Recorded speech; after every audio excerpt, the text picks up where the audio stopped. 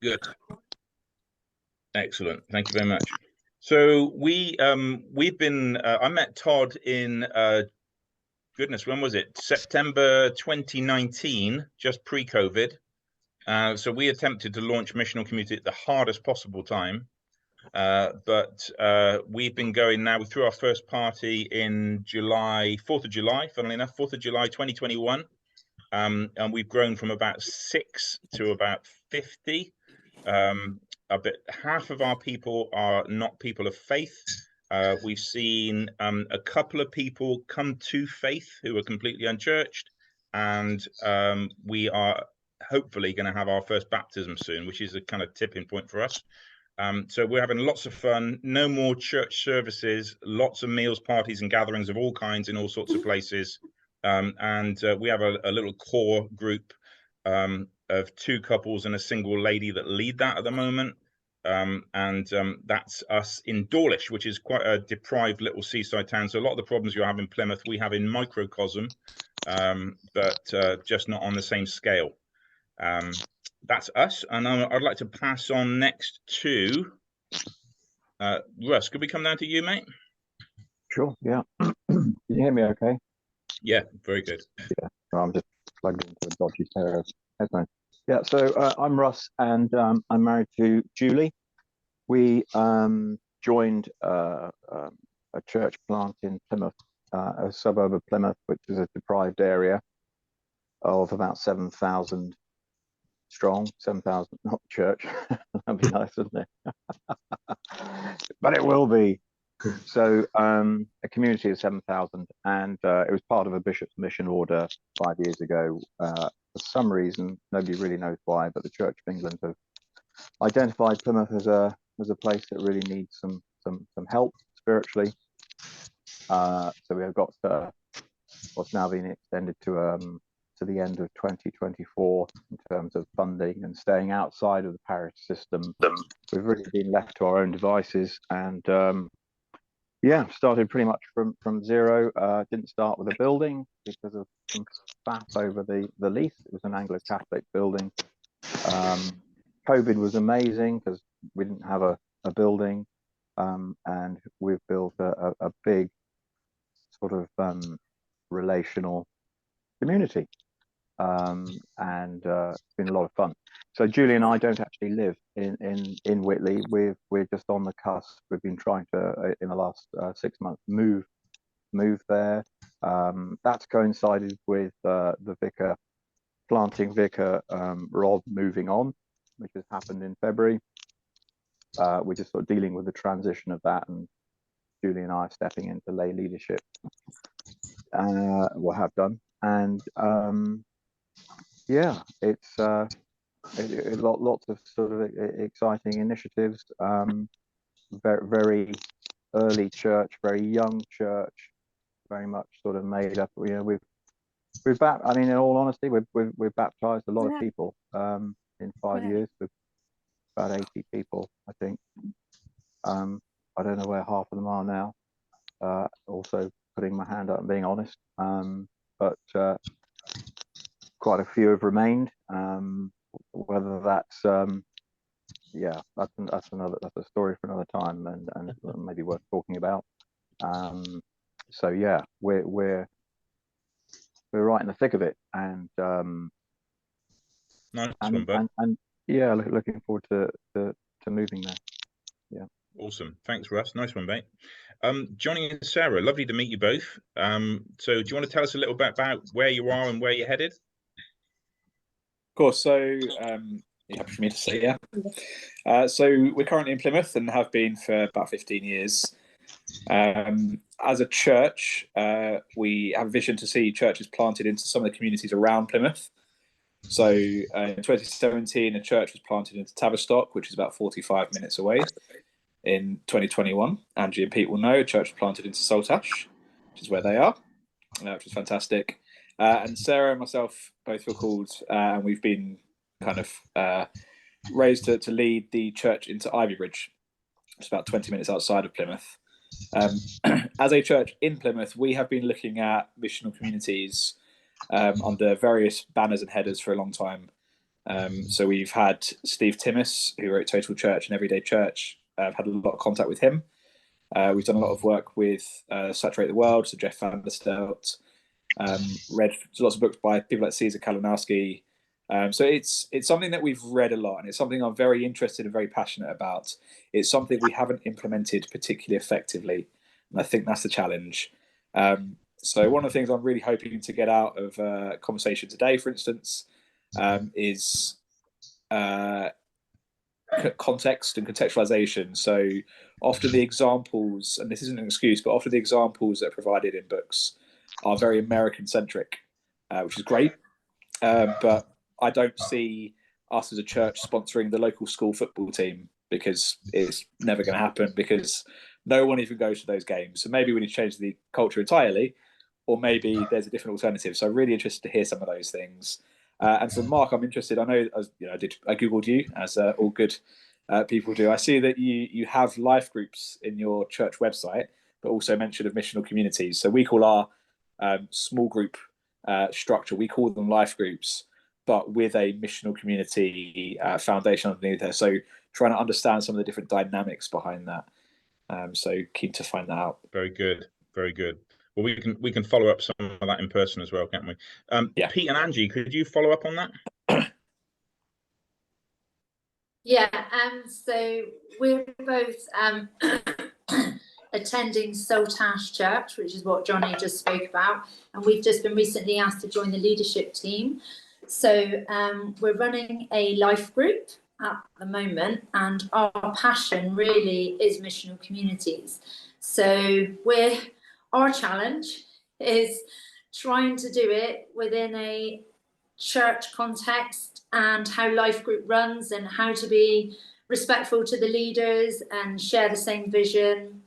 We're also kind of quite involved with our community, and we've got like a lot of non-Christian friends, but we're quite alone because our church is in Saltash, 20 minutes away. So we're really looking forward to just hearing what you guys have got to say, really. Great, thank you so much. Welcome. Lovely. Ken and Rachel, could you just give us a little bit of an update from Torquay? Yeah, I think it's Ken, Rachel, and Tony, actually, because Tony's part of our group. Hi, Tony. Yeah. Hi, Rachel. Yeah. Hi, sorry. Hi, Ken. Sorry. Well, you can do a triple act if you want. It's up to you. Okay, so we're part of Upton Vale Baptist Church in Torquay, and that covers really pretty well all of Torbay and out into Newton Abbot and beyond. We started this after hearing about it from Todd back in November, and we thought, okay, well, we're going to migrate our small group into being a missional community. And we've had a couple of meetings of the core group. So that's myself, Rachel, Tony, his wife, and another person. And three more. Well, three more anyway. Three more So, and we've had a couple of those. We had a couple of social events. But actually, for the past 6 weeks, you've not been feeling great, have you, Rach? So we've kind of got that on hold a little bit. But what I would say is that I think we're finding it takes time for people to understand that a missional community is not a small group, as Upton Vale calls them. I was at a meeting of small groups, and I had to say at least twice, and I still don't think it went in as to what a missional community was, that it is different from a small social stroke Bible study group. And I think there's more work to be done. In fact, not only with the people who run the kind of coordination of the small groups, but also I think within ourselves as well, to kind of reiterate things again as to what we're trying to achieve. Very good. Very good. Anything to add, Rach? No, other than our small group had always been somewhat different anyway, in that we're quite international, and we tended to always eat together, because I think that's a really important part of of just doing life together, and that's why Alpha works so well, that it's creating those relationships. And it's so we'd always coming from a mission background ourselves, that's kind of, but it's working out now how we build on those blocks and understand where it could go and where. Would you like to add to that, Tony? Yeah, Tony, is there anything?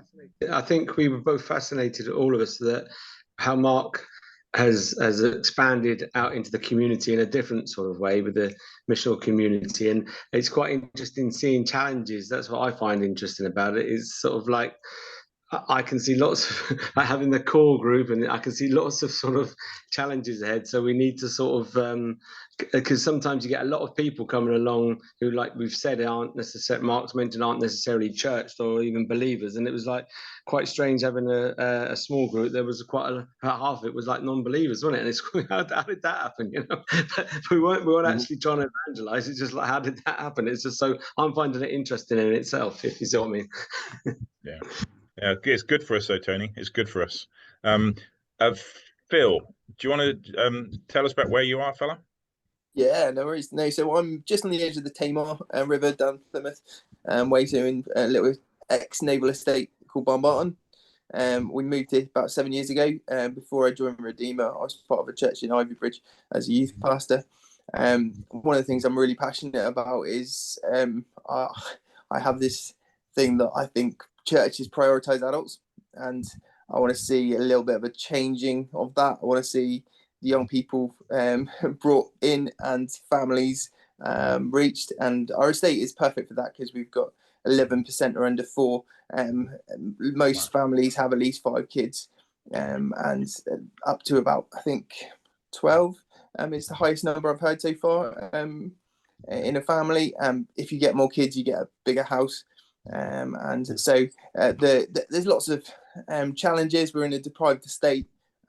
It's a fantastic opportunity, but we're not funded and tent making at the moment. So I run a bouncy castle company to keep us afloat. But I'd love to hear some of the stories, and I'm really excited to meet people like you guys who are doing it and are steps further, and just hear what you're doing and get stirred up. I did a degree in theology with Simplitis, and read some of the books like with Alan Rutschbridge and What's God Doing in Your Neighborhood, and joining in with that, merging universes of Christians and non-Christians, and just seeing what happens when, as you say, I'd like to hear some of your definitions of missional community as well. But this idea of just hanging out with people, making, like, showing that it's not just one person that's a Christian on the estate. Actually, there's loads of people, and they want to be involved and they want to change the atmosphere in the estate. So, yeah. Brilliant, lovely. Have I missed anybody? Who's our iPhone person? Who's our iPhone person in the dark? Oh. Hello. Hello, can you hear me? Yes, we can. You can't see me, but you can hear me. Yeah, we can. I was just asked this evening to join from by Pete and Angie. Oh, welcome. Yeah, thank you. I did actually join the where was it, Ange, where we went? Oh, can Angie not hear me? You came to Dawlish, did you? I came to Dawlish, yeah. Oh yes, I remember you. Yeah, with Angie. So yeah, so that's it really. I'm just sort of like here to hear and just to get some perspective and enthusiasm.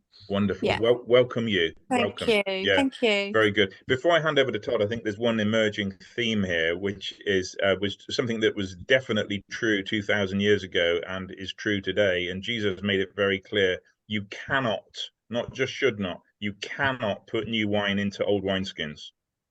You know, and you know, he says the old wine is better. You know, which we often don't read that bit. So let's remember that. But we're running out of wine, so we've got to start making some new wine.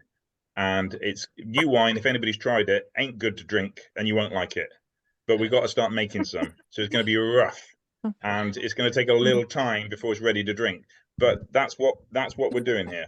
Okay, so and I think if we try to, we just had a newcomers lunch for our church, which they invited us along to on Sunday, and we are so thankful that none of our missional community came to that, because it was pitched at old wineskin people, and it would have gone over their heads. They would have been bored senseless. It went on for like an hour-long presentation. The food was good, but so this is actually very practical advice from Jesus. But that's enough from me. Todd, what are you hearing here, fella? And welcome to you. Hey, thanks. What am I hearing? Lots. First of all, I want to encourage you. I love how serious you are about trying to figure these things out. So that's a beautiful, beautiful place that you're in, is that your heart is motivated and passionate about influencing people outside the walls of the church. So that's a big deal. It's one of the things I talk about with a lot of churches. If it doesn't start and continue from the heart, you're not going to get very far. I was just talking with the church a couple days ago about this idea and saying, because one of the questions is always, how do you motivate people to live on mission? Well, first of all, you don't. The Spirit does.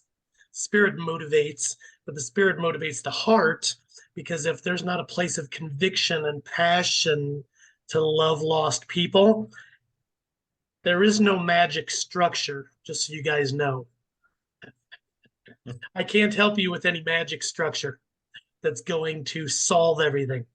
Okay? I believe we do need a bit of structure, which I will talk about, but the structure is just, it's a trellis, which requires living,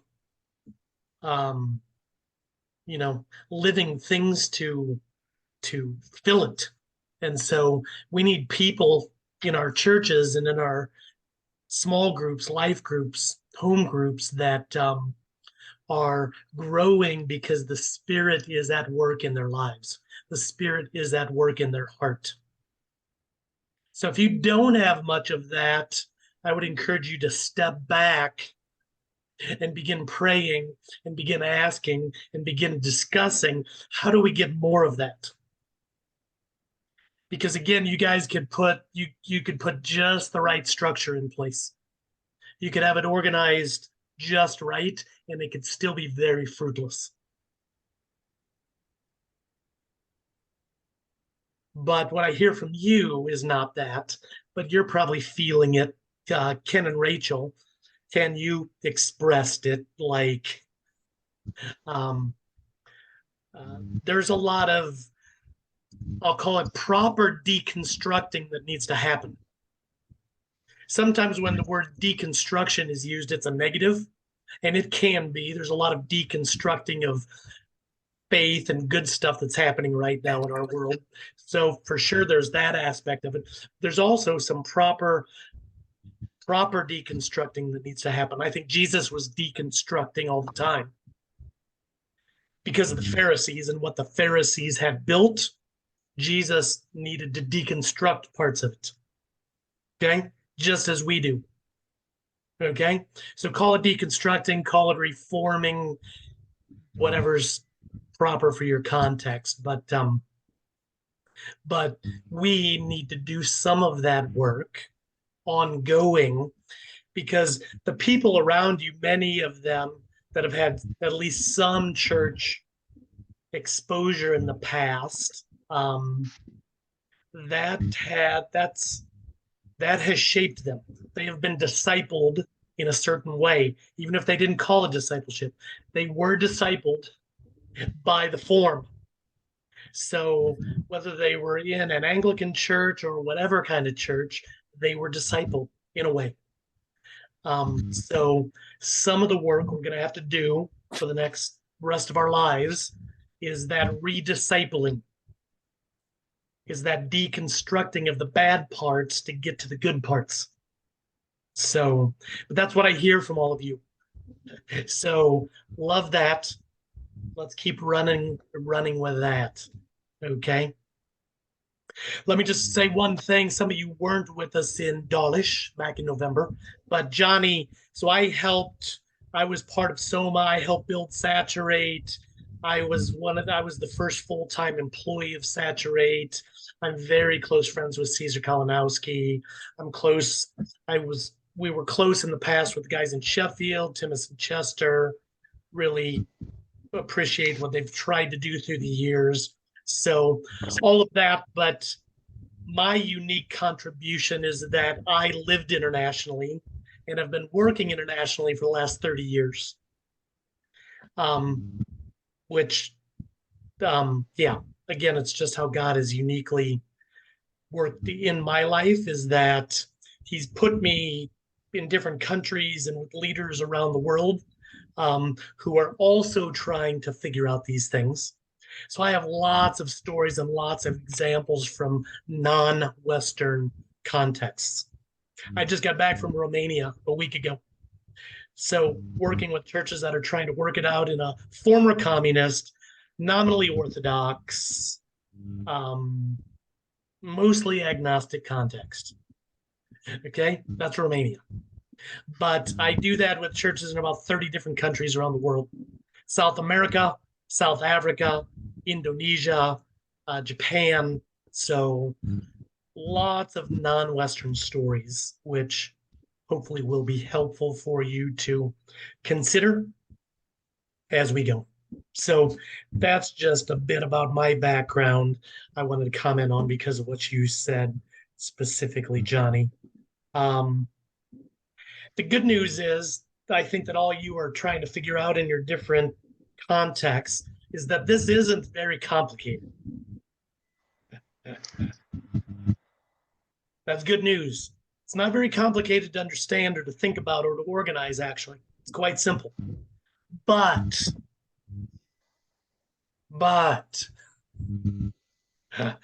it's very hard in another way because we're pushing against everything that is human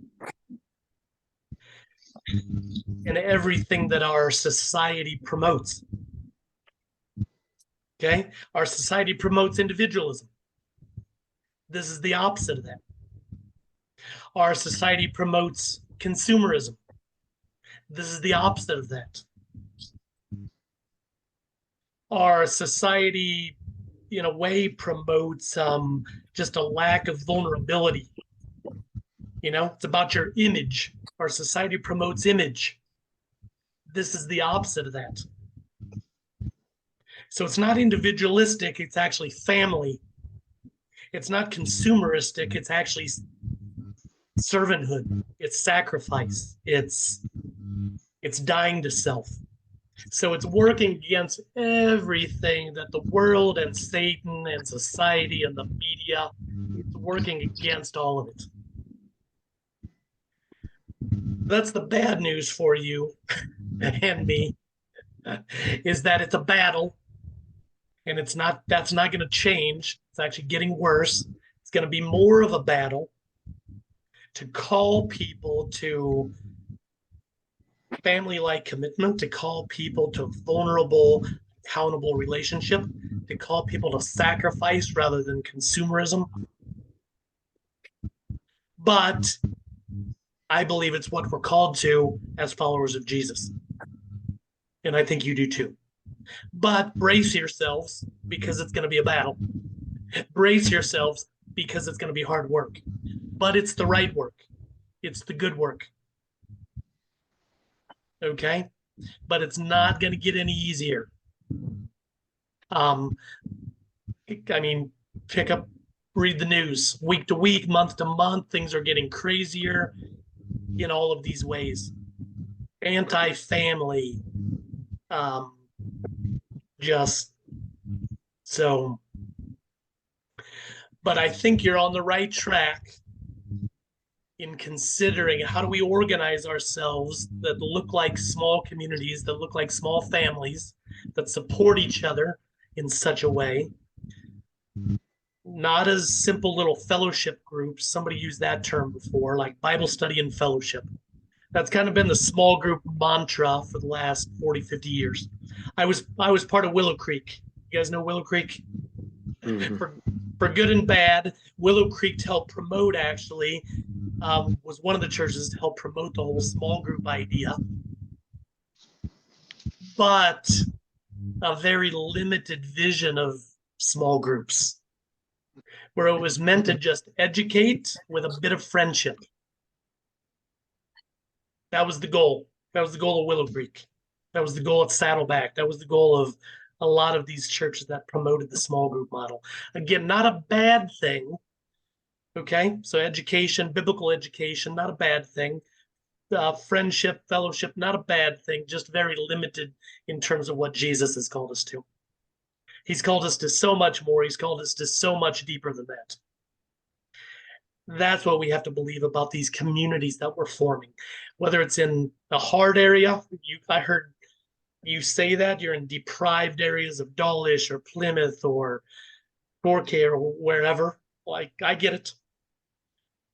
I've lived in those areas, and I know what it looks like. Even more so, do you need a community that is supportive if you're going to survive in those situations?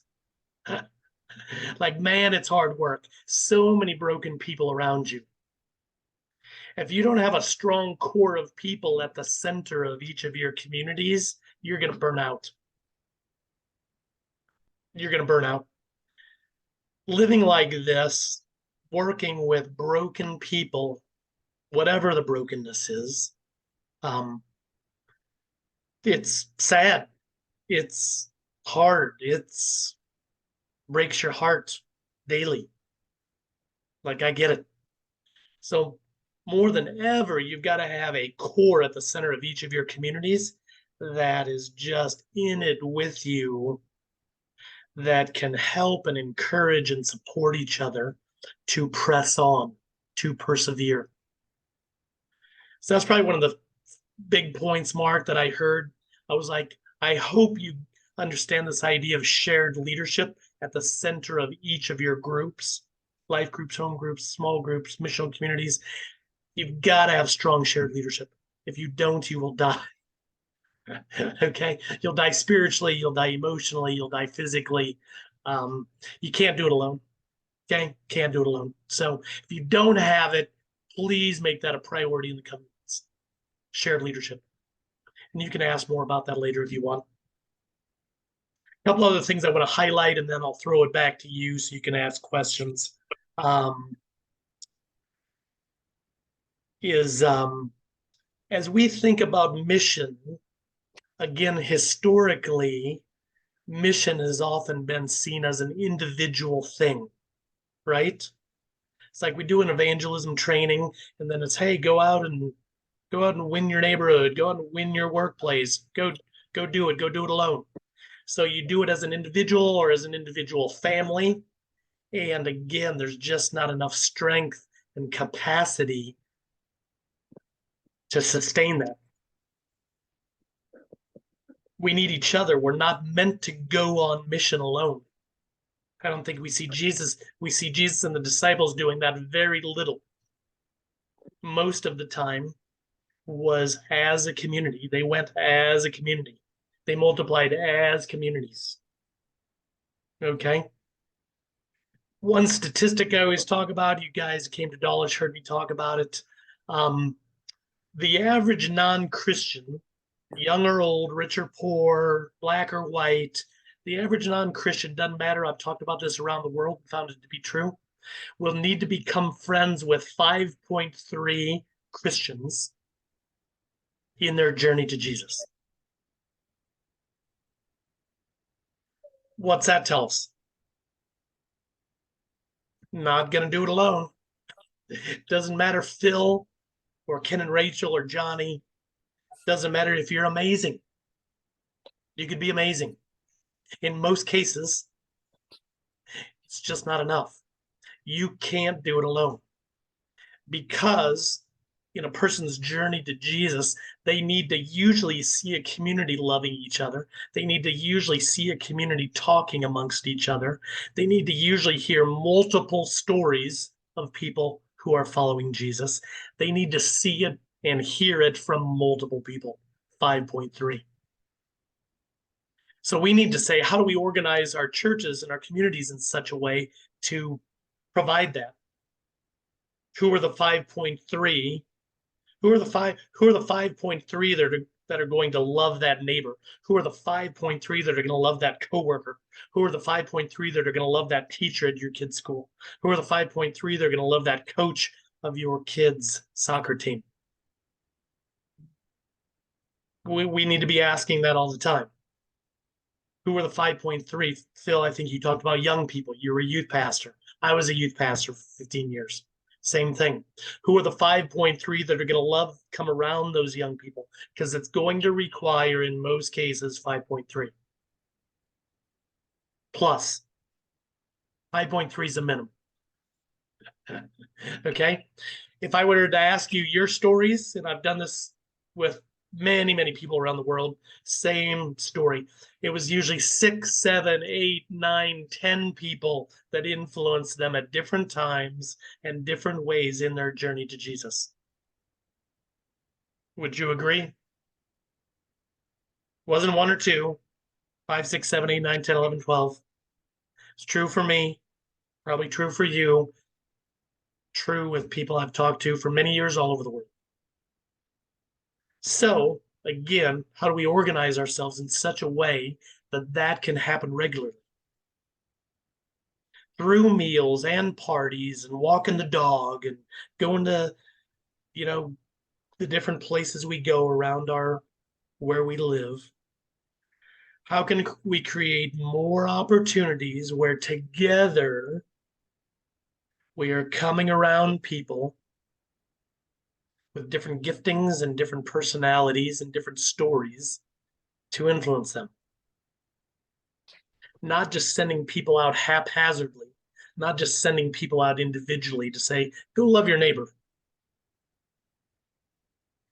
Okay? And you guys know, obviously, there's some practicalities here. We do some of that just because that's the normal rhythm of life. There's some individual relationship. You don't take your community to work with you. Okay? You don't take your community to school with you. You don't. So there's a bit of individual influence and relationship building, but then it must come back to us surrounding those relationships as a community. Okay. And then, one last thing I'll comment on that I wrote down as I heard you talking is this isn't just about hanging out with people. Sometimes when people hear us talk about meals and parties and it's just like, man, sounds fun, but where's Jesus? Absolutely. He's got to be, we've got to train our people and even train ourselves to live in all of these environments with intentionality. With intentionality. So one of my daughters, she had a big soccer game on Saturday, 2 days ago. Okay. She scored a goal and we won 5-0. Okay. We played super well. And she's playing high level club. Okay. This isn't rec soccer. This is high club level soccer. So I'm there watching the match. And I could have done what most people do and just sat there quietly and just cheered. Just rooted on the team. I could have done that. But because of my conviction to be intentional in these moments, I physically walked near to some of the non-Christian parents. So I had to make a physical choice. I physically walked to get near to them. And then I made another choice to actually ask some questions. And there was 2 dads there that I had never talked to before.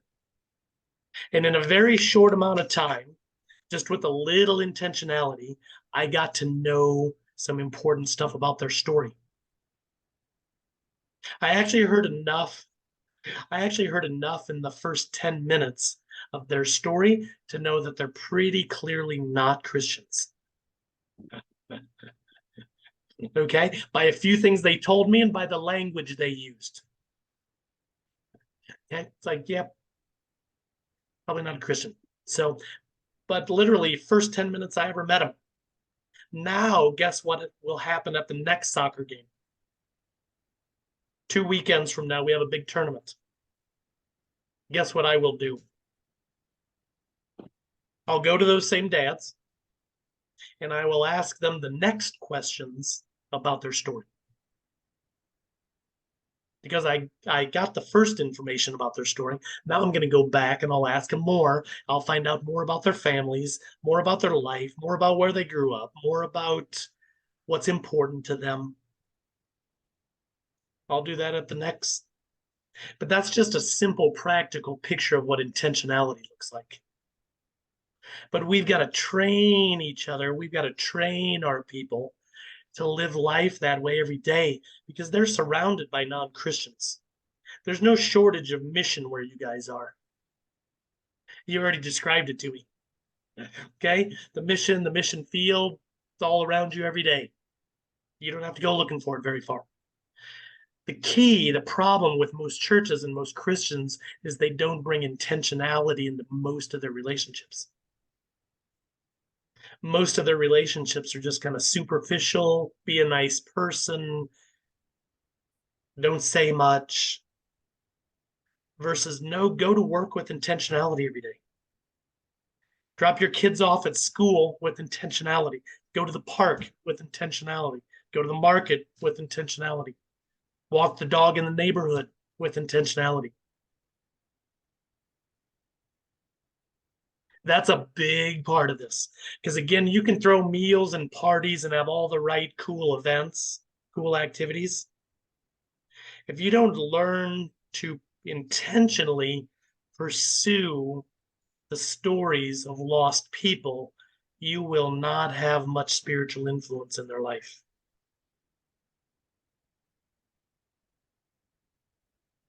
Because it's all connected to their story. There's brokenness in their story. There's broken parts of their story, why they do not believe, why they do not follow Jesus, why they are not interested in church. There are broken moments in their story that you must discover. If we do not discover the broken parts, we will not know how to speak Jesus as the hope and the healer to those broken places. Okay. Great. Todd, I think some of this, one thing we get asked a lot is like, oh, this seems like a big commitment. That's what we hear a lot from Christians. Actually, there's a long list of things we're not doing in order to do this. It is ridiculously simple. It is hard, it's like living in the jungle, but I think the thing that's the good news in that is that when we get our gospel identity, that mission isn't something we have to do, it's who we are. It's something to be. You don't have to try then. I don't have to remember to be British. I don't have to keep checking my passport all the time to check that I'm British. I just am. So it feels like that. Good. And that's the revelation that we've received is that our gospel identity is just like we've just become switched on to that in a way that doesn't seem like a big effort. So it's not a big deal like that. That is something we've got to remember to do all the time. So I just think that's worth saying that there's actually Jesus seems to throw in the abundant life as a consolation to stepping out into the unknown. Okay, enough for me. What we got some questions from people?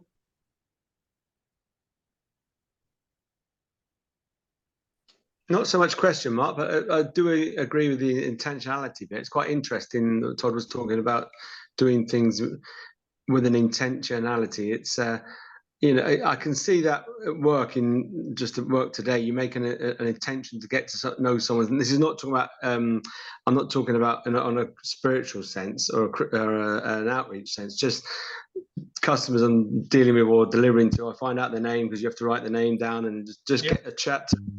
You get to see these same people every week, and you build up a bit of a. You rather than shy away and quickly choose making you off. You know, you have a chat with them. It's just that seems natural. I got to be honest. But then how do you then change that into like a? What's the changeover bit into mission, if that makes sense? Yeah. Can I just say something about that briefly, Todd? My next door neighbour's just come to faith. I've lived next door to him for 15 years. I've never been in his house until 3 weeks ago. And yet we have become the trusted friend over that time by being consistent. And in his hour of need, he came to my door, and within 2 seconds, he was crying on my shoulder, and I was holding his head. And I said, okay, we're going to go to the pub. You talk, I'll listen. 3.5 hours later, you know, it's like the whole thing had shifted. And he came onto the drive the next day and said, I don't believe in supernatural things, but I got the spirit of joy and I've got to offer you. And it's a holy thing. And he's now come to faith, you know, so we're doing all sorts of things together now. He's become a different person. But I had to wait 15 years. So, you know, he was low down on my list of people I would think I would reach. So the Holy Spirit is alive and well, and we just got to become that trusted friend. I mean, is that a fair comment, Todd? Great. Yep. And what you said, Tony, I loved it. It's a little bit this week and a little bit next week and a little more and a little more in the next party and the next meal.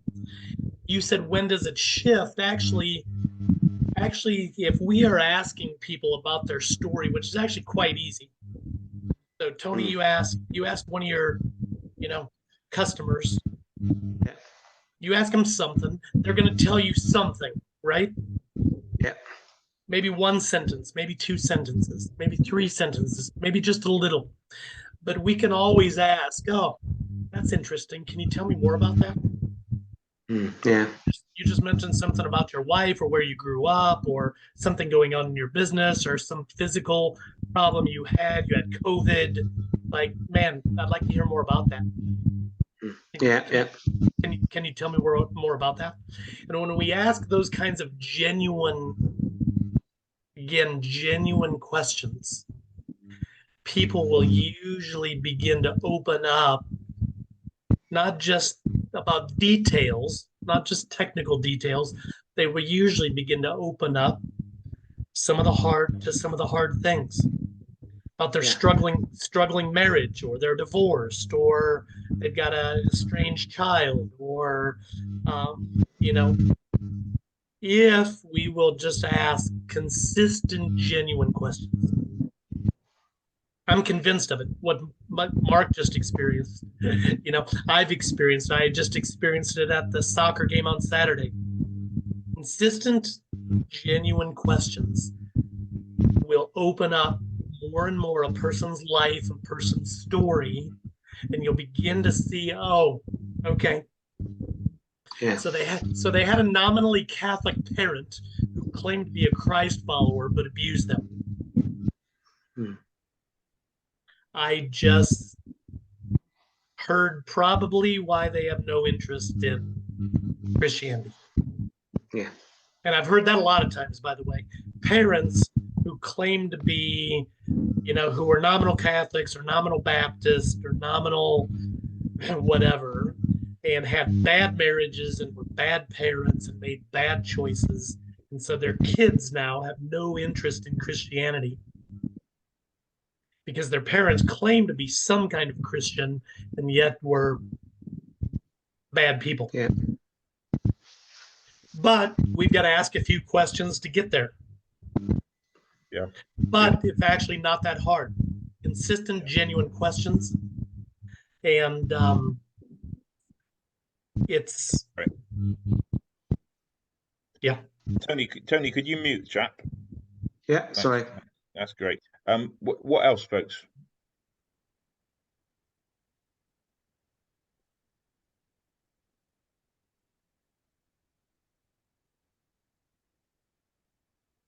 if you were to have a thought or a question, what might that be? Can I ask, on your not doing things alone, our sort of life group community, missional community, is mainly people that have become Christians through the project that we work with. And with this thing of not doing it alone, would you take them, and would they be able to, like, they seem quite a long distance away from being part of a team, to like like one of them's an atheist, so some living in like sin and all that sort of stuff, or would you say Christians that come in with us? And then a question on that is, how do you get those Christians to join you on that mission? I suppose it's the heart thing again, but yeah. Hard. Yep.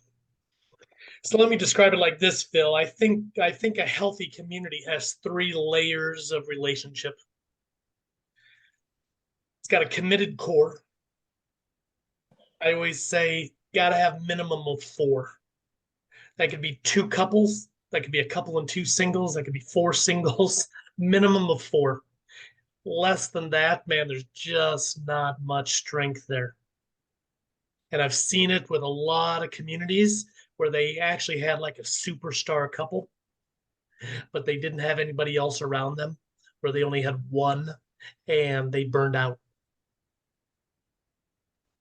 So don't think you're just going to send out some superstar couples and they're going to, no, even then, it's not going to be sustainable. So first is your committed core of at least 4. Better if you can have 5 or 6. And then that grows, and then that's how you multiply a community. You don't multiply just from raw numbers. It's like, oh, we're too big now, we need to multiply. If you're going to multiply in the future, you've got to have a big enough, strong enough core to be able to have 2. So you do the math. If you were going to multiply a year from now, year and a half from now, how many would you need to be able to multiply to accomplish the minimum of 4 in those 2? 8. 8. Good. Basic math. So your core is going to need to grow to at least 8 to be able to multiply properly, healthily, so that you could have 2 cores of 4. Okay, good. First layer, committed core. Second layer, I just call this baby Christians. And that does not mean how long they've been a Christian. Because unfortunately, there's a lot of Christians and a lot of churches that are been there 10 years, 12 years, 18 years, still babies. If you look at the fruit of their life, still babies. Okay. Second layer, though, and Jesus, there were lots of these around Jesus, obviously. So that second layer, though, is babies who you're trying to disciple and you're trying to bring into core level maturity in the future. That's how you're going to grow your core, is by discipling well the babies. Babies become adults. Milk drinkers become meat eaters. Okay. I love that image from Paul. Okay. So your babies are your milk drinkers. Your core are your meat eaters. Meat eaters, milk drinkers. Third layer, non-Christians. How do we find them? Again, they're all around us, but maybe on a future call we can talk more about this, but you've got to help your communities be very clear about who God is sending them to. He's not sending you to the whole city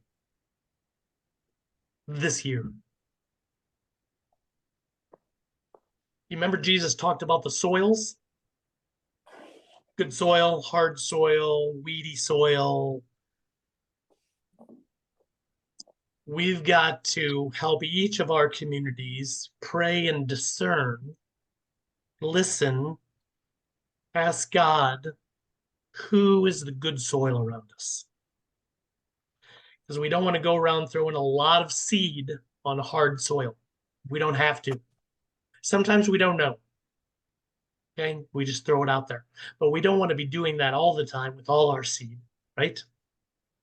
We want some of the seed to fall on good soil. But we need to, as a core of the community, this is another role or another aspect of that core community, is that they together determine who is the good soil, who's going to get our best attention, who's going to get our best seed. Who is it? Look, we got to name them. We got to name them.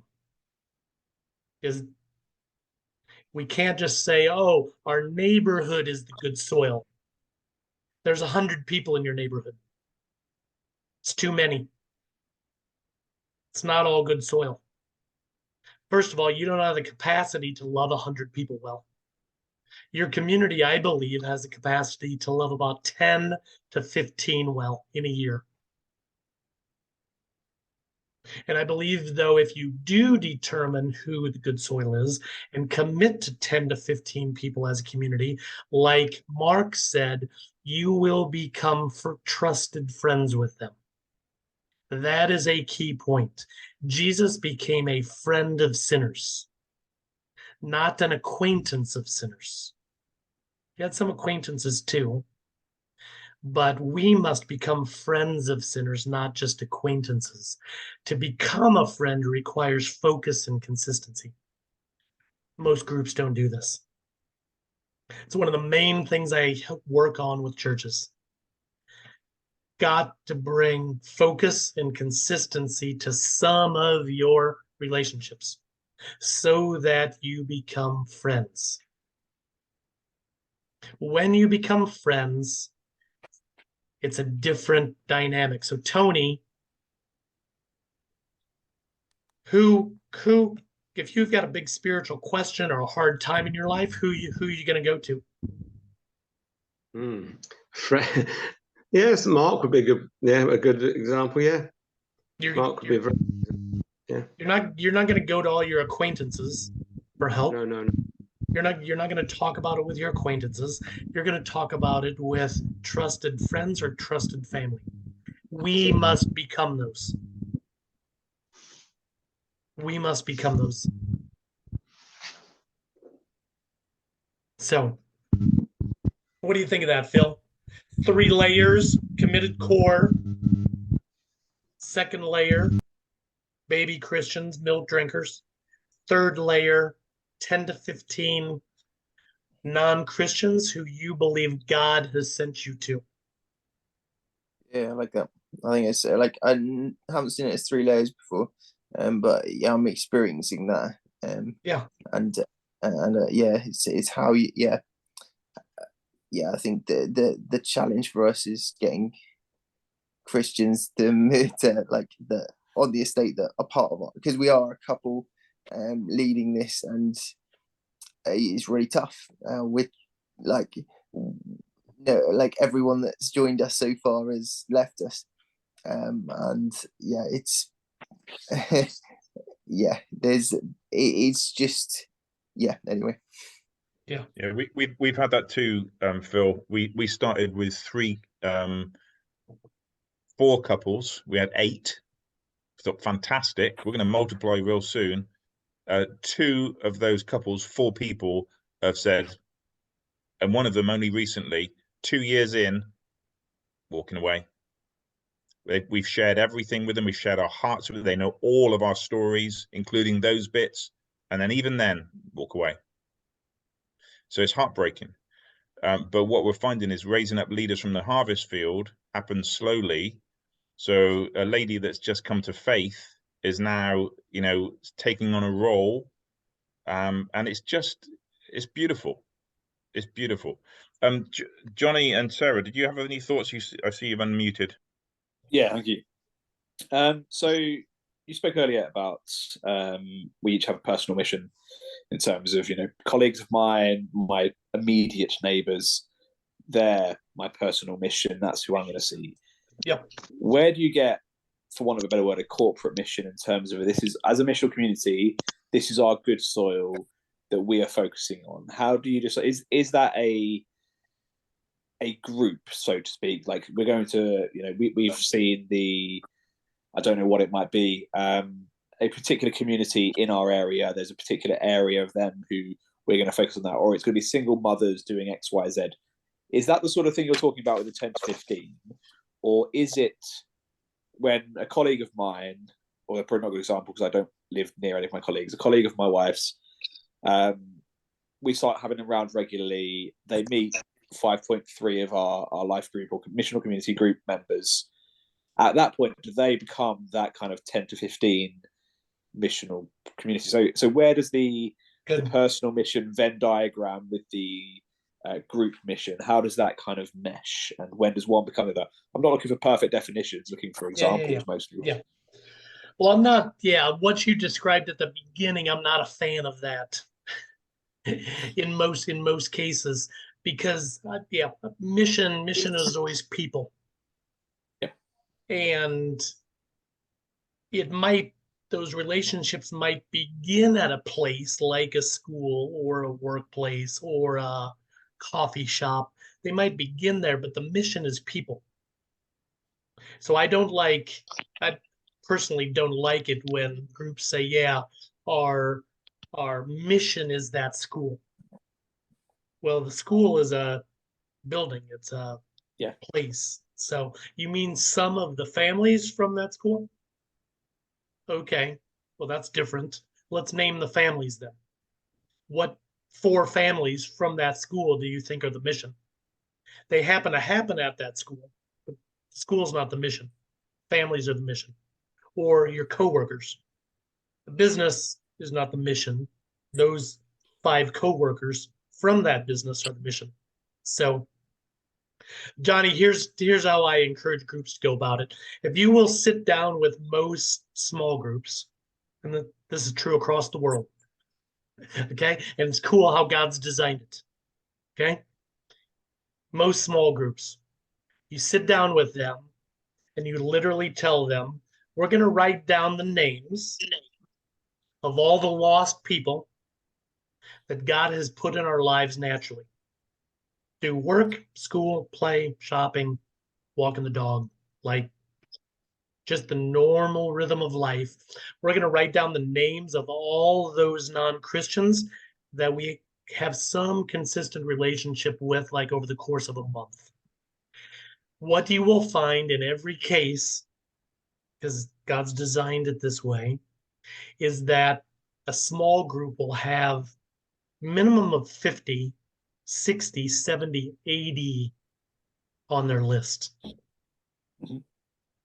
50, 60, 70, 80 lost people God's just naturally put around them in the normal course of life. So it's like, okay, first of all, it's really cool. It's really healthy for the small group to see that. Like God's already got the mission built in to our lives. We don't have to go looking for it. It's already built in. Okay. But then, Johnny, you got to say, okay, from the 50 or 60, who do we believe are the ones that are the good soil? I clarify, is this, you said you're a good friend with Caesar Kalinowski. Is this what he refers to as a person of peace? Is that the similarity? Yeah, the person of peace is even something beyond. Again, okay. I think the soils are a better are the better biblical metaphor. A person of peace is a unique person at a business or at a school or in a neighborhood. The person of peace is the relational person who unlocks more relationship. Okay. Does that make sense? Yeah, it does. Yeah. So we keep our eyes open for those people too, because as you're thinking about a neighborhood or a workplace, it's like there are those people of peace there who will open up even more opportunity and more relationship and more of everything. That's why they are the person of peace. So, but we want to help each small group, first of all, see, wow, we've got a lot of mission built into our life already. We didn't even know it. Look at this list, 50, 60. Now, let's pray together, discern together. Who do we think are is good soil amongst that 50, and let's bring it down to a group of 10, 12, 15. So that might be 5 of them might come from your relationships, you and your wife. 3 might come from this other person in your community. 2 might come from another person in your community. 1, and it's okay if these relationships are scattered. You're going to bring them together through how you live life together. That's where the common meals and the parties and going to the park and watching some Premier League football together. That's how you're going to cross-pollinate those relationships. So in the beginning, those 15 are not all friends together. They don't all know each other. Yeah. But very quickly, actually, through a few meals and a few parties and some good football, they can start to become friends together, even if they're living on other sides of town. Doesn't matter. Because good. You are creating these relational spaces for that to happen. So you heard Mark say it, and I say it all the time. I think Jesus' strategy really was like meals and parties. He did a few other things, but honestly, you look at the Gospels, the context, even for a lot of his miracles, right?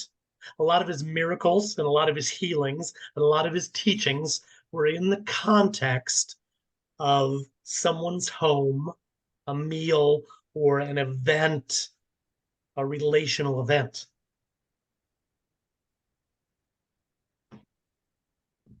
Not very complicated.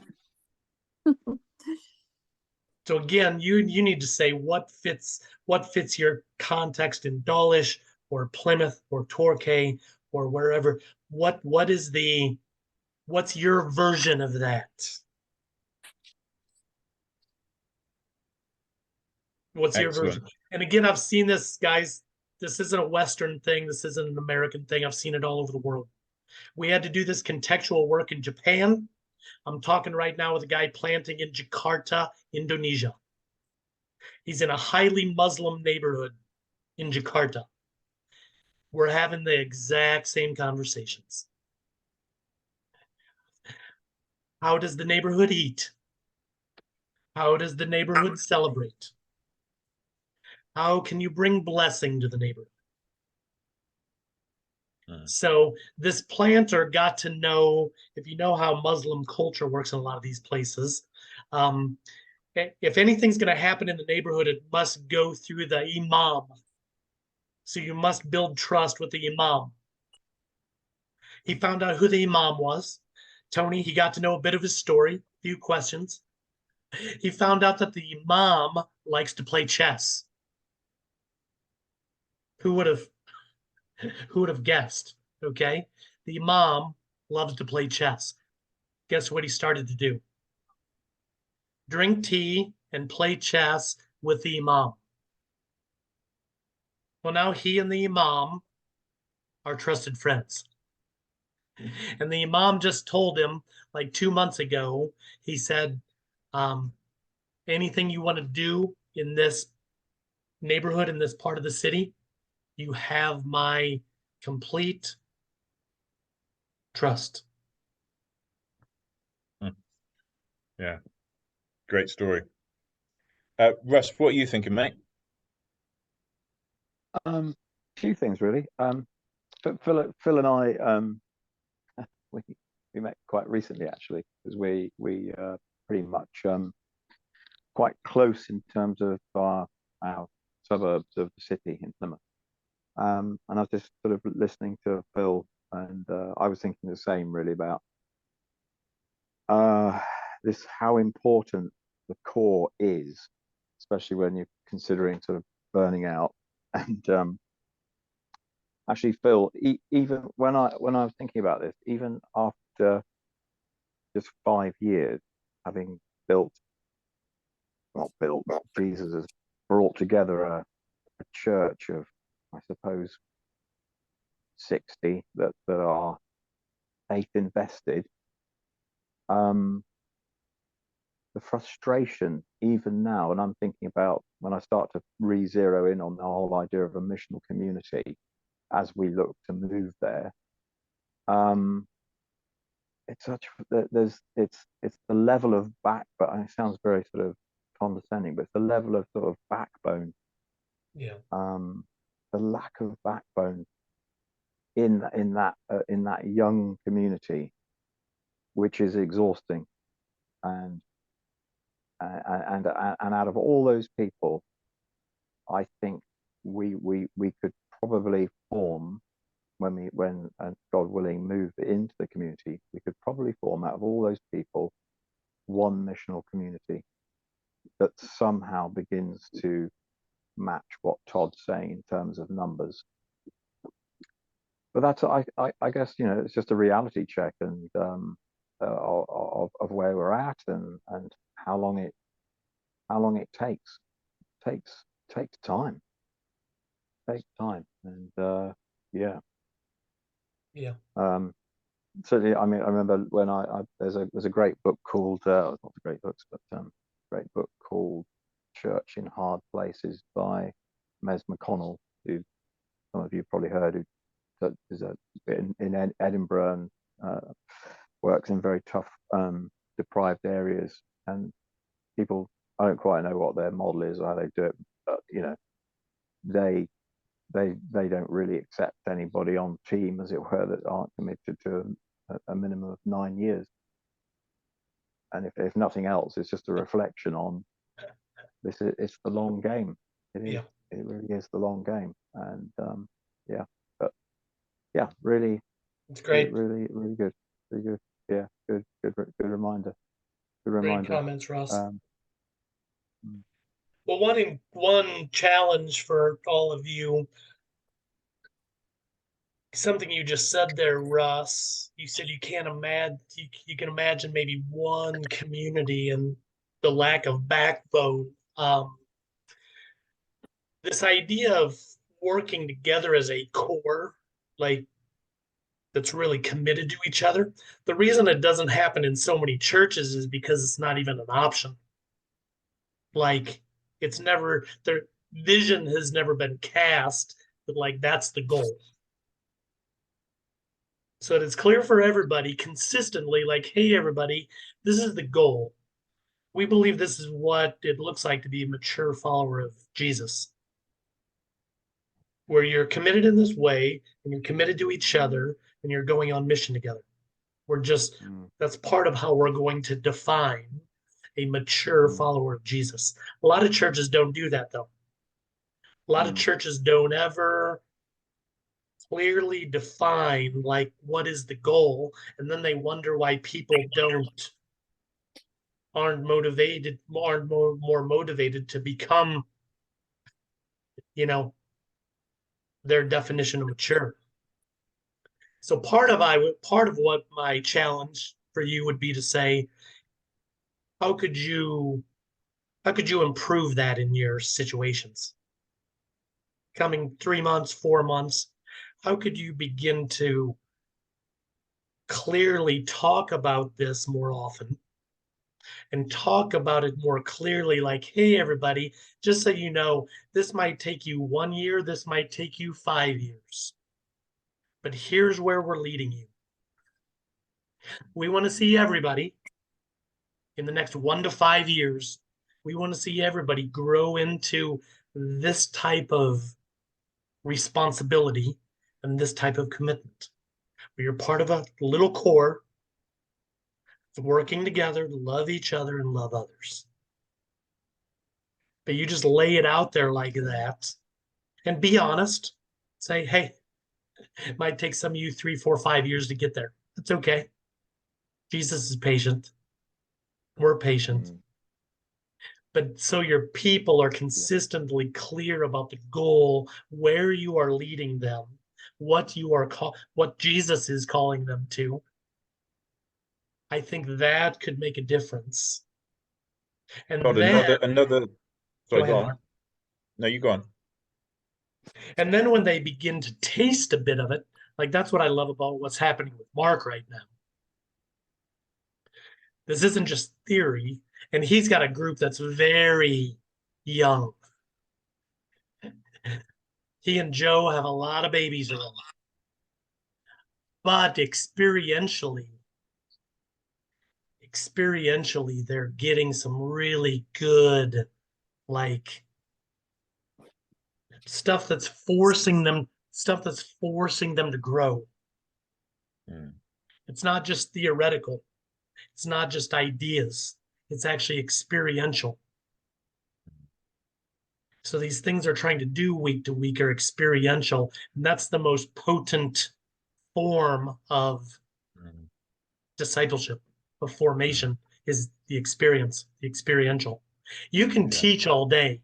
You can even teach the right stuff all day. You can have them read the books all day. That's not going to change your people nearly as much as the right experience of these things. Yeah, that makes very good. Absolute sense. Absolute sense. Yeah. Yeah. I want to draw in Ken and Rachel and Angie in a moment, but I think one of the questions we get asked by folks in conventional churches is it working? Is it the right? Is it working? Is it, And it's like, that's the wrong question. The only question is it the right way to live? And I think one of the other isms that we experience in our culture is short-termism. That's the political landscape. This is long-termism. So we feel that we've been completely released from our performance anxiety. Whether it's working is irrelevant. Is it the right way to live? And as you taught us, Todd, if we do the right thing long enough, consistently enough, we will bear much fruit because God is faithful. And so I feel this is the end of the guilt trip. It's the end of the performance anxiety.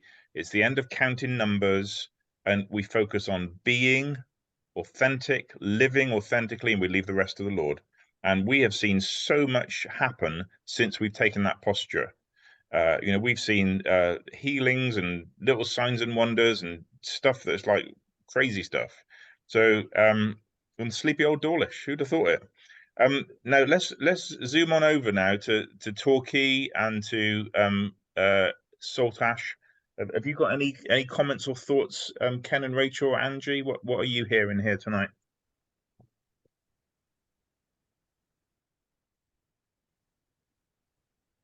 I think, I don't know.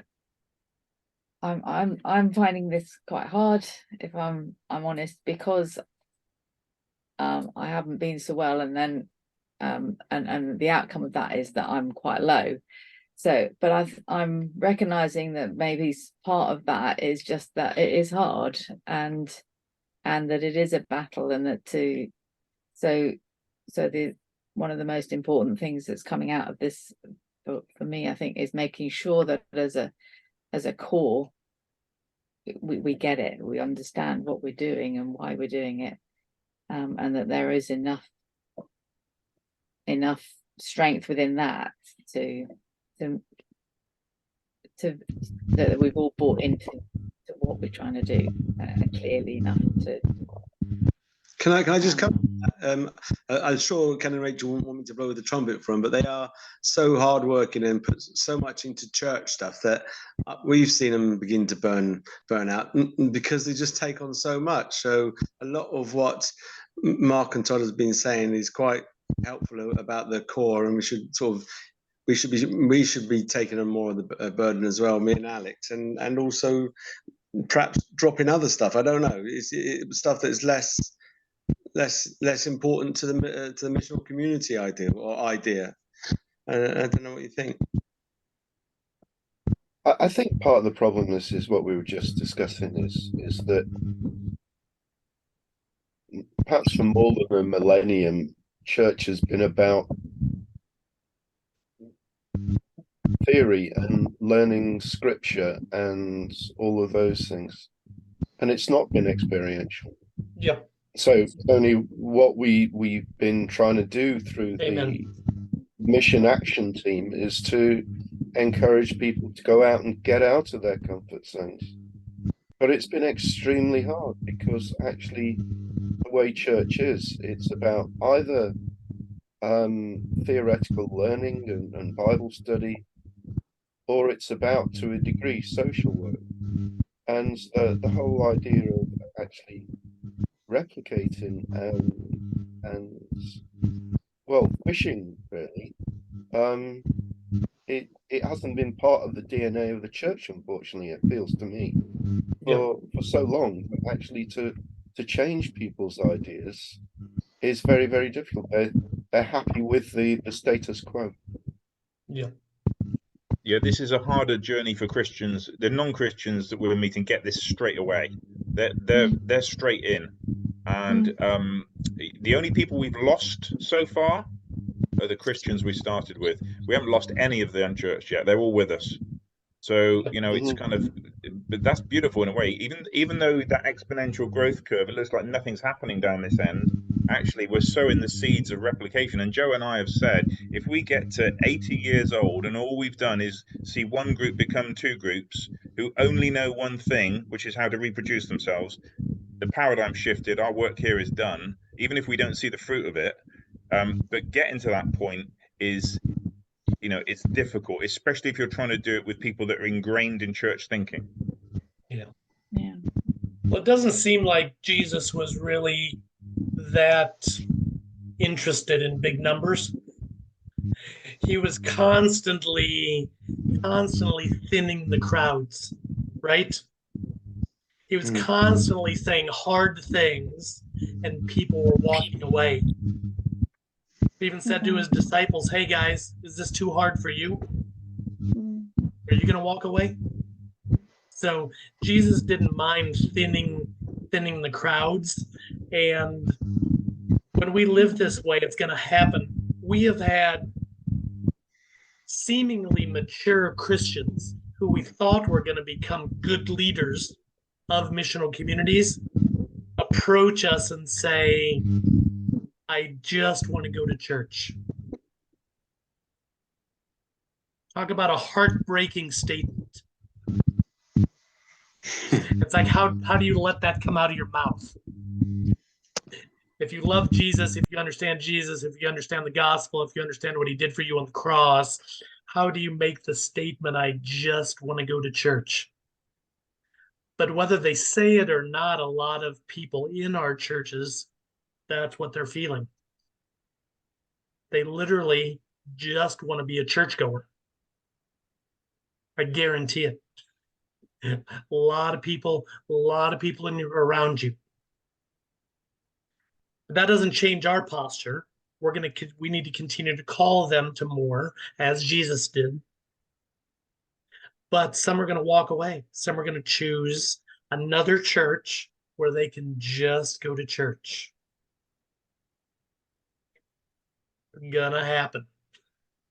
It's gonna happen with you, where they just want to go to church. They want the safer, more comfortable, less expectation, or that's what they want.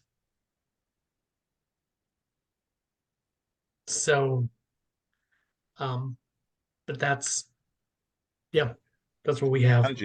Angie, do you want to chip in, my dear? That's my husband preparing worship for tomorrow. I mean, it's so encouraging, and but also at the same time, it feels very impossible at the moment. We've got a lot of things separately happening. So we've got a games night with non-Christians and Christians, but that's just to build relationships. I've got a prayer meeting half an hour away from me.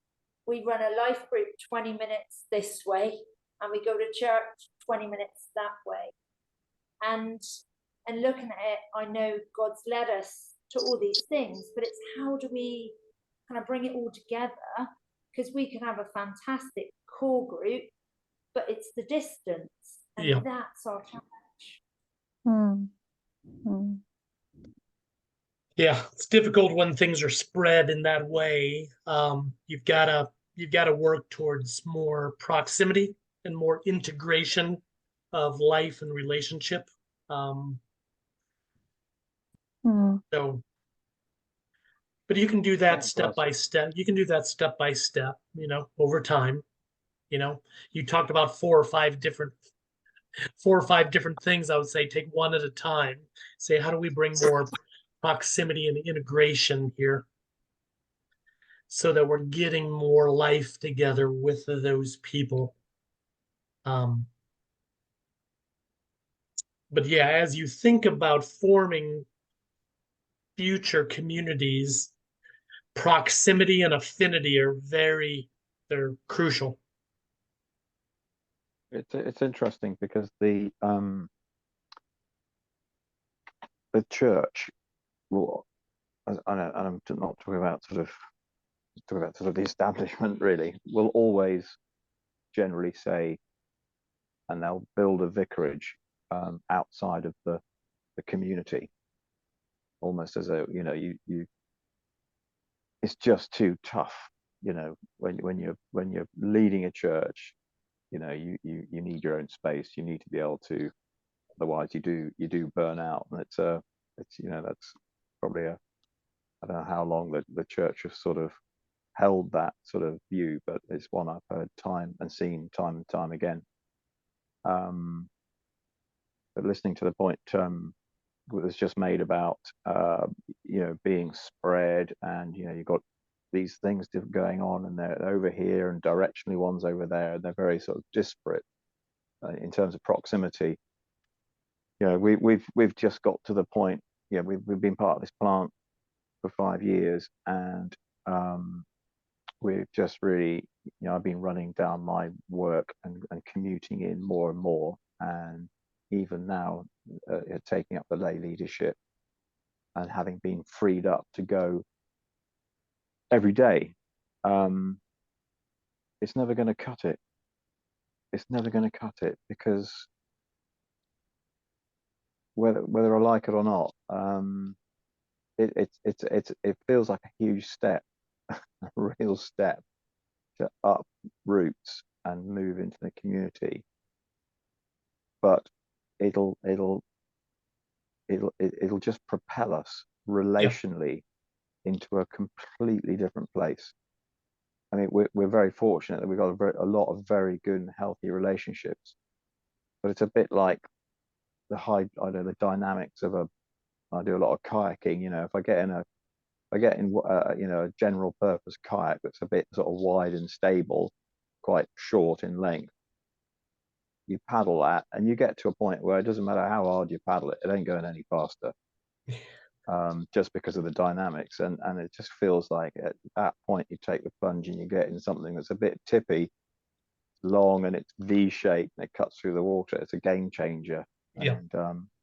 And we can't we know that, and that's why we're looking to go, and we just pray it's all in God's timing, that we haven't stepped out too early, haven't pushed it, and it's just almost just waiting for that, for God's call and draw to go right at the right point where He needs us there. But yeah, it'll bring all that groundwork and all that relational stuff that's been built over 5 years, I think, to a place where we'll just go to a different level. Yeah. Well, again, what you're describing there, Russ, is proximity and consistency in relationship, which makes all the difference in, again, building trusted relationships. Yeah. I mentioned, so I was in Romania last week, and I was talking with this one church in the city of Hatzig in southern Romania, and they've had this one leader who was trying to lead the church from a distance for the past 8 years. They've got a new leader stepping in who moved in, as you're describing, moved into the neighborhood 4 months ago. He said, I have by far more influence already after 4 months than this leader did in 8 years. 4 months, 8 years. Because he's present.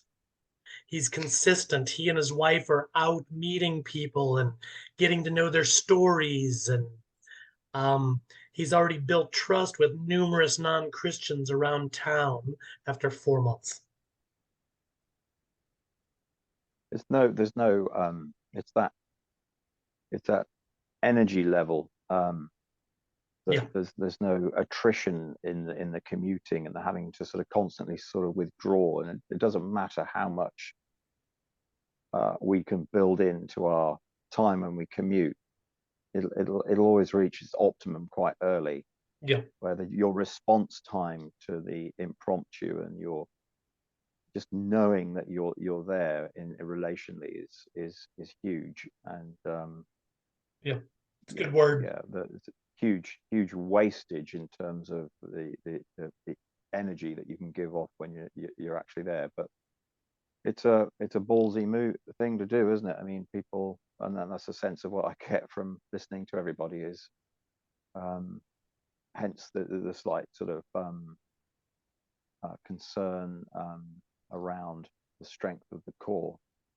Yeah. And this, because you're putting yourself out there. Yeah. Completely.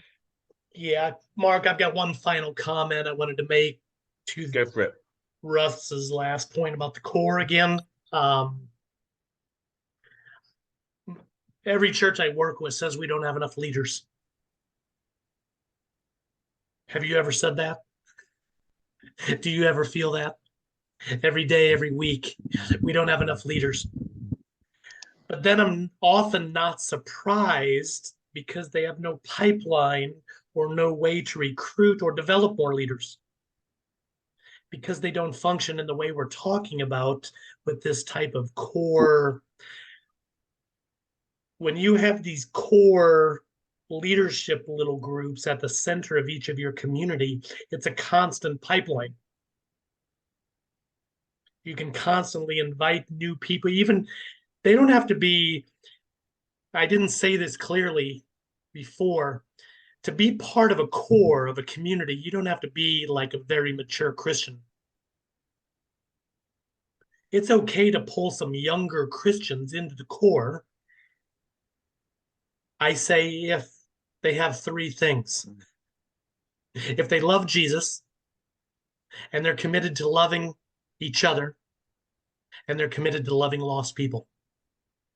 That seems like Jesus' requirements, doesn't it? In the Gospels, it seems like Jesus was looking for those three. Do you love me?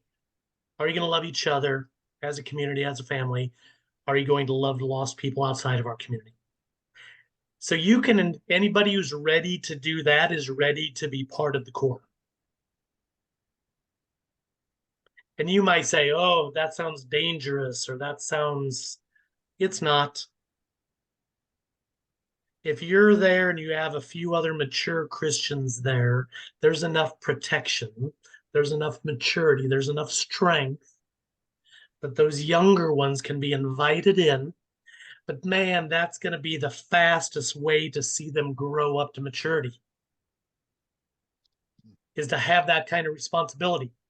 The reason why most Christians don't grow to maturity is because they don't have any responsibility. They attend church. There's no responsibility, right? You come on a Sunday morning, there's no responsibility. You even come to a small group Bible study, there's no responsibility. If there's no responsibility, you do not grow much. Yeah. You grow, you mature when you're responsible for things, and especially when you're responsible for people. That is when you grow. So we must have a pipeline, a channel that provides that. That is core leadership. Could I tell one story to illustrate that? So some of you who came to Dawlish met Faye. So Faye was at Loughborough University. She was on the edge of the UK netball team, a serious athlete, middle-class family, got an injury, started drinking, and her life went down the toilet. And she was an alcoholic when we met her. She's not anymore. And this is the interesting thing. It's a hothouse environment, MC, because Faye has probably had about 10 years worth of contact time concertinaed into 2 years, because we're meeting so often. How do we know? to invest in her, that she wasn't a waste of time, because she chose Joe. Joe didn't choose her. She kept showing up. She kept asking questions. She kept coming. We cast our net wide, fish for a load of people, and invest in the ones that turn up.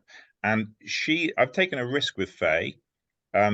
She is now my new treasurer. So she's got access to the bank account. Okay. She's doing a great job. I've got some people around her to make sure she's okay and she's not left on her own with it. And honestly, when we met her for 2 hours, we met her for the first time, super introvert. She said one word in 2 hours.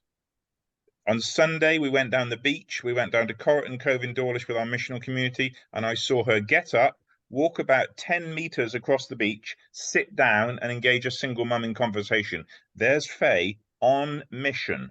Nobody told her to do it, and she's become a different person, but it took hundreds of hours of contact time, lots of meals, lots of tears, lots of stuff. But honestly, it's all worth it just for her. And she got pulled in. She had some response. When I was there, she was helping like with food stuff. Yeah. Simple. Yeah. Simple responsibility.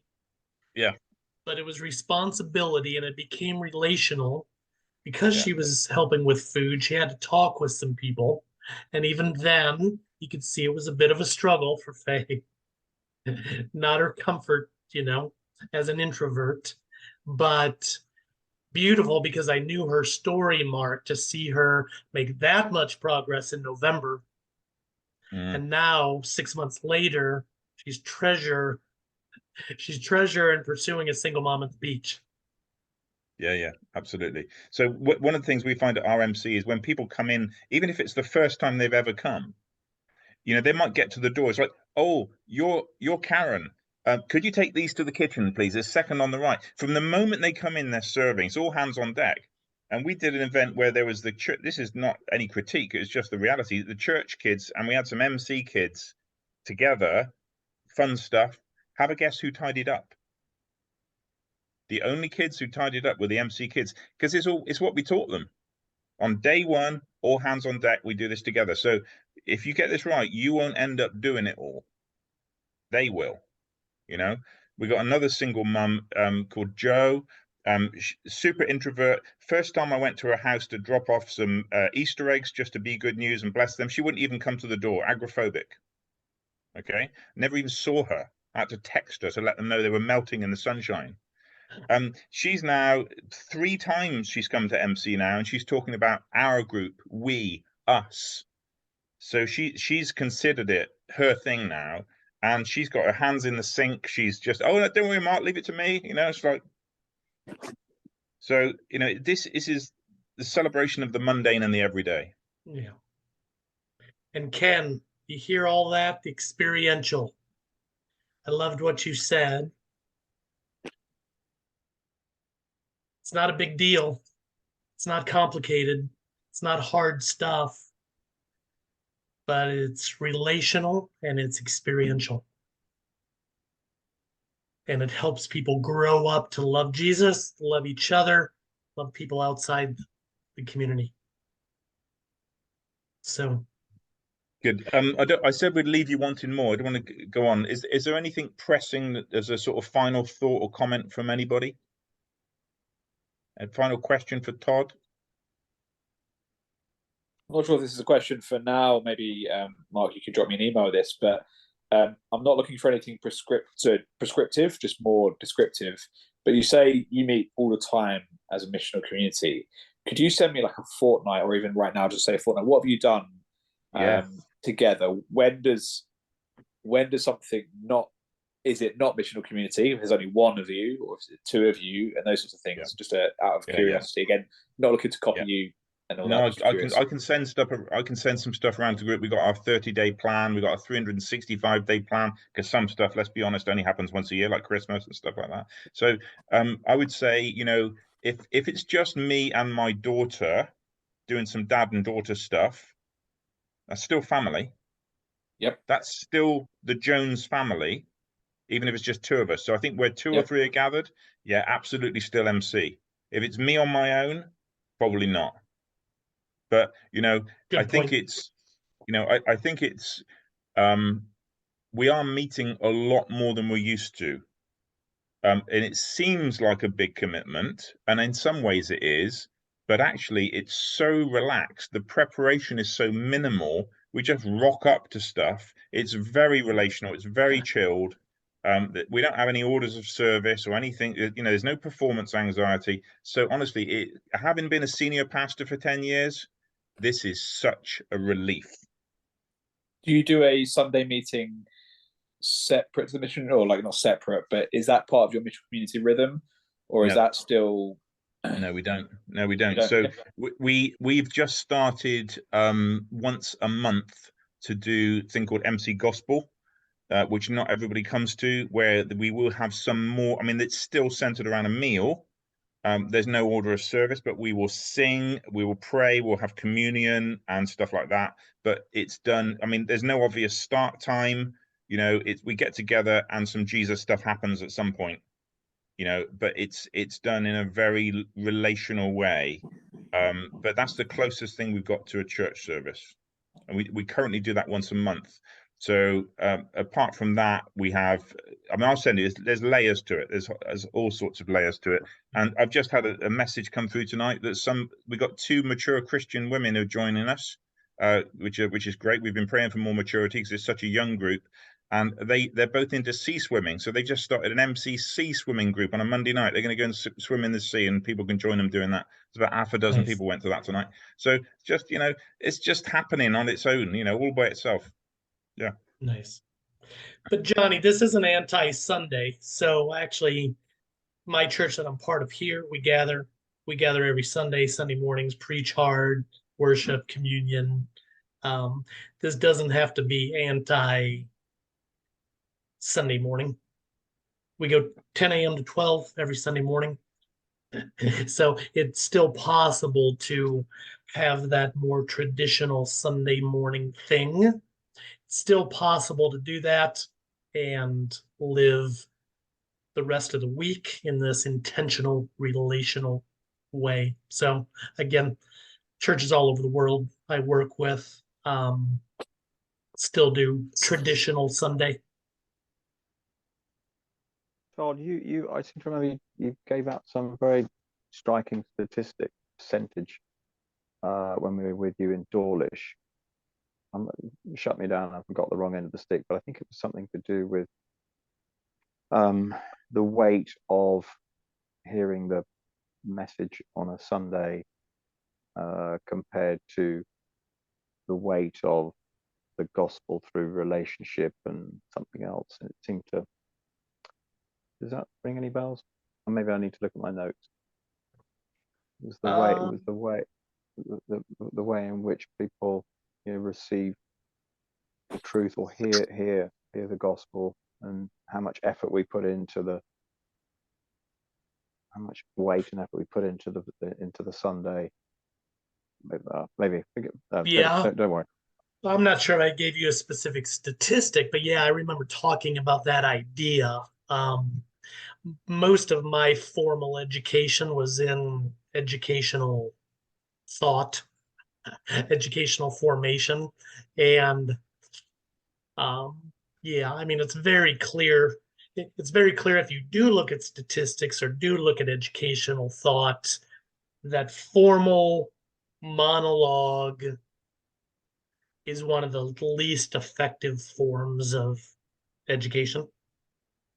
So I remember actually being angry sitting in my seminary, one of my seminary classes, discussing this idea, because it's like, okay, we've known this to be true for at least the last 50, 75 years.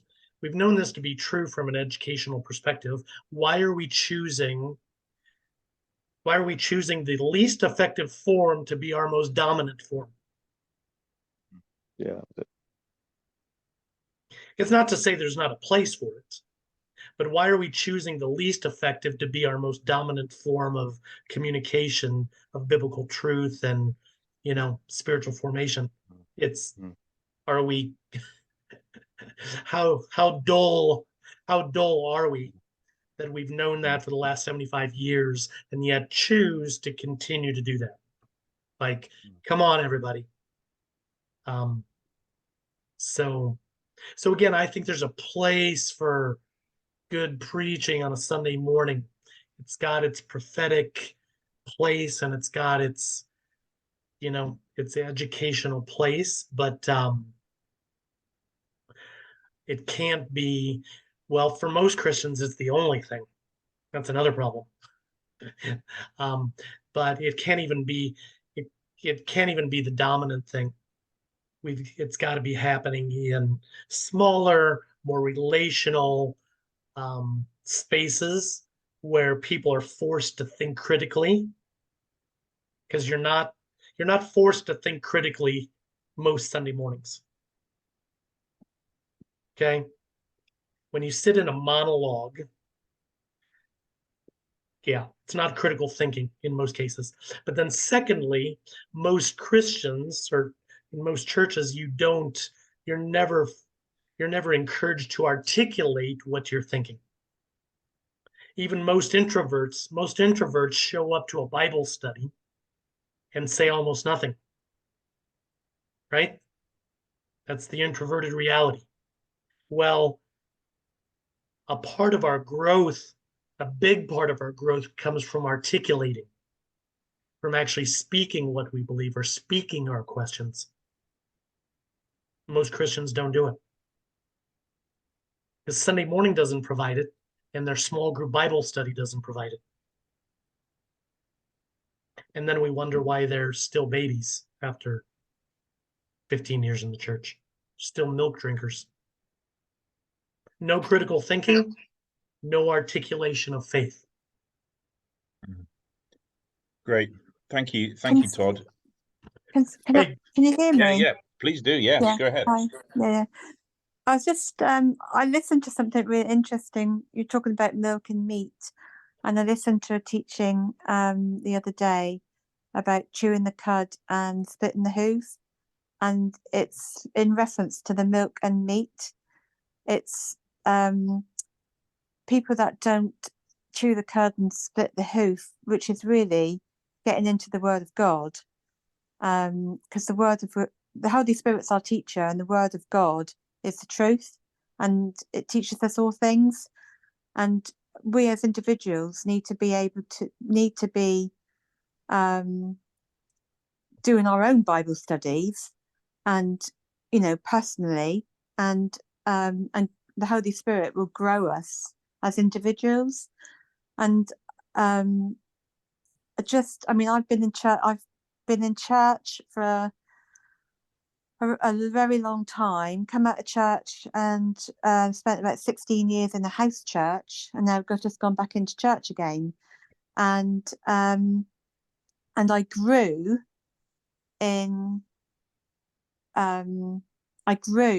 far more in a house church than I did in a church, with the Word of God and theology, and how drawing really close to God and allowing the Holy Spirit to teach me through the Scripture, through the Word itself. If I didn't understand anything, you'd search out that word yourself. And I was very, what I would call, a natural evangelistic person. I think that's my gifting. And over the years, I spoke in season and out, wherever I was, whether it was, what you're explaining, Todd, really was my lifestyle. But I think through the COVID situation, it really did not. I think it's really knocked a lot of people. And me, I'm a very people-friendly person, but I don't talk as much as I do now, after COVID, with people than when I did before. And I think it's because, I don't know what it is. I think it's because I'm not seeing as many people as I used to see. But what I do is I do pray and ask the Holy Spirit to fill me and to anoint me for His plans and purposes for that day. And I don't do that every day. So it's in season and out. And I just think when you're in a conversation with somebody that you know or a complete stranger, you've got to be so sensitive to the Holy Spirit working, with you. So you'll know, because you'll get a little nudge Good. from the Holy Spirit, and you'll sense where the conversation's going. And as an evangelist, you can take it one way if you feel really prompted to do that, but you also know when not to speak. This isn't the right time, or maybe next time, or whatever. So I think, lifestyle evangelism is being focusing on the Lord, praising the Lord, thanking the Lord, asking the Lord to use you throughout the day, knowing the word, being ready to preach in season and out, and but what you're saying was what I'm getting the gist of, really. It's like there's church and there's community missions. So it's like church is a big thing, isn't it? And there's the more people come, and like you say, there's no real, you go to church, you go away from church, and no one's really sure what they're supposed to be doing in church. And Well, that's a quote. Yeah. Yeah. And in a smaller community, like you say, you give a person, people will have responsibilities, and that in itself, like in our little life group, Angie's giving people responsibilities, whether to teach or to play, or to praise and worship, or to bring a word or whatever. And you tend to, because what that does is that you draw closer to God, because you want to hear from God speaking to you, because you're asking God, well, what can I bring to this other than the words on the page? What you need an input from the Holy Spirit. And that's exactly it. It's a spirit led. He's the main disciple maker, isn't he? And yes, it's a spirit led thing. You're absolutely spirit led. yeah, Yes, it's you're spot spirit on led. there.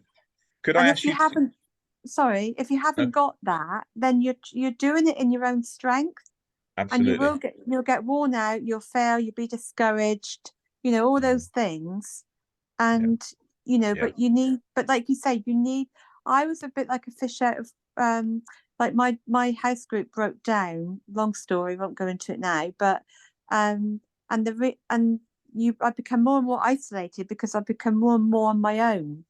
And I've just gone back into church, and it has been actually fantastic for me personally.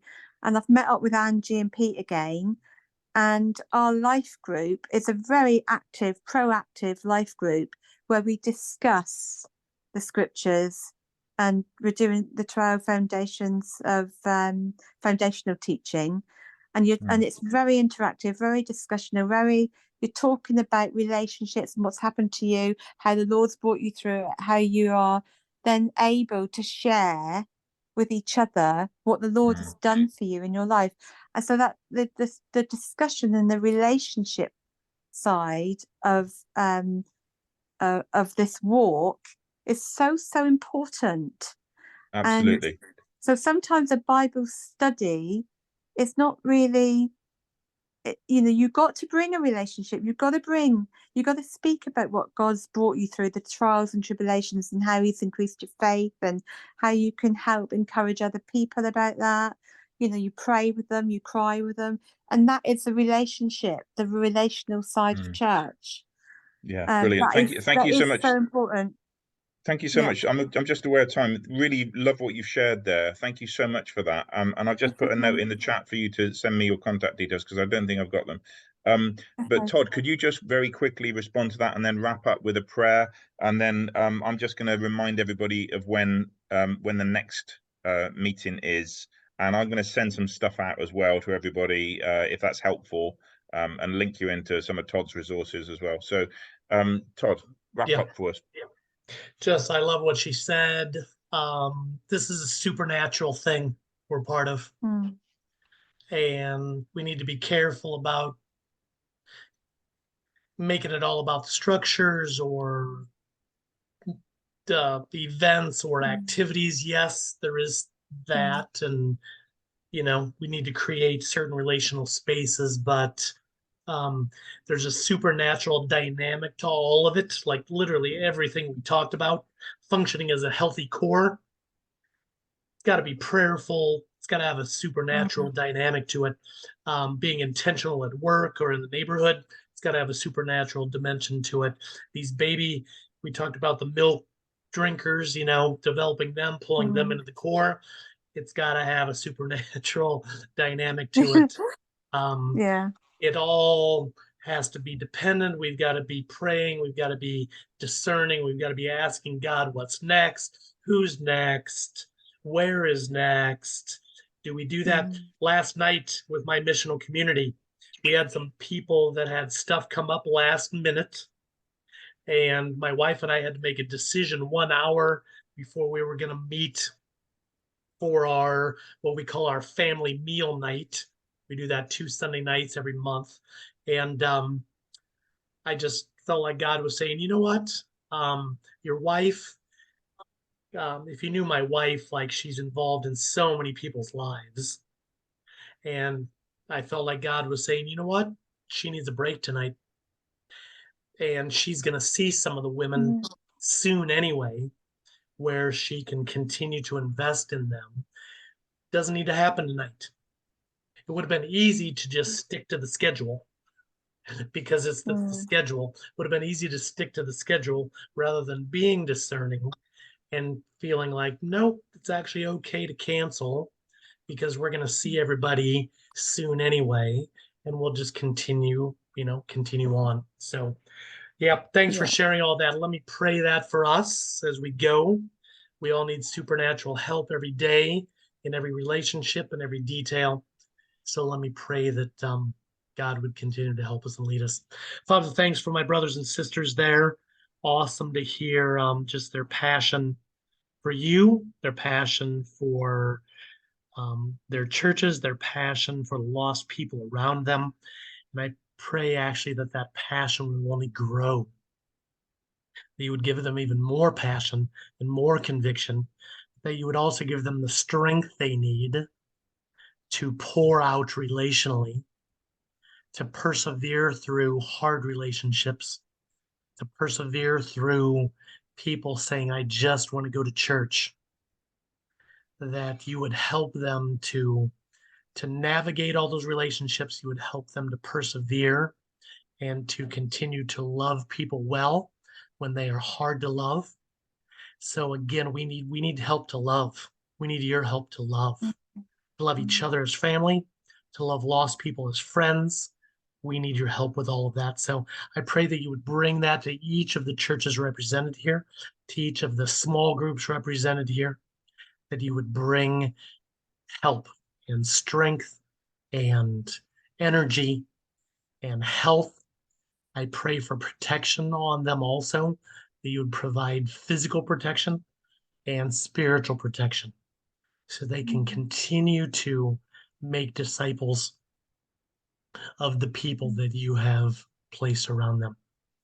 But Father, thanks for loving us as your sons and daughters. Help us to live in light of our sonship every day. We have nothing to prove. We have nothing to earn. It's already done because of the beautiful work of Jesus. So help us to live in that every day and to call others to live in that freedom also. So thanks for loving us so well. We love you and pray these things in Jesus' name. Amen. Amen. Thank you, Awesome Todd. call, Thank you, everybody. Thank you for joining. I put on the chat next meeting 24th of July, 7 p.m. Same Zoom link.